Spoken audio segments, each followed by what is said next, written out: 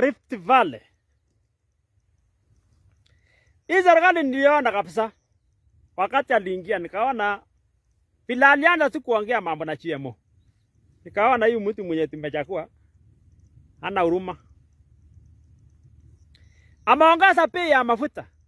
Na alikuwa analalamika, alikuwa na insight wa Kenya akiambia Uhuru Kenyatta anatukosea, anaongeza mafuta. Sasa hivi la ameingia anaanza kuongeza siku baada ya siku.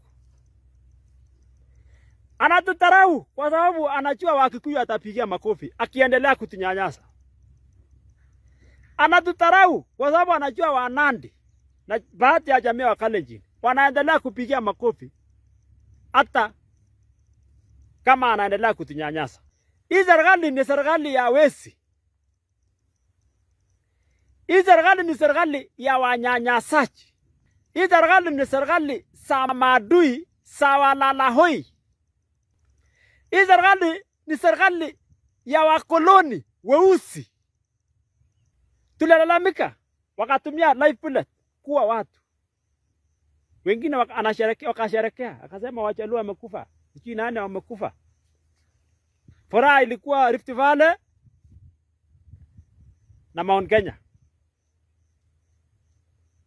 Mount Kenya ilikuwa milima ya Mwenyezi Mungu, lakini yamekuwa milima ya mashetani kwa saa hii, wenye hawana huruma na maisha ya wengine. Alikuwa amebarikiwa na biashara, lakini Mungu endelea kubariki Mount Kenya na pombe. Kilio cha Wakenya hawezi enda bure. Endeleeni kupiga makofi tukilia. Endeleeni kupiga makofi walemavu wakilia.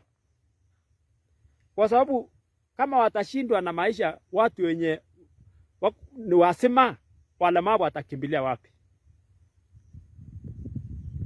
Mount Kenya alaaniwe kabisa. Pura kabisa.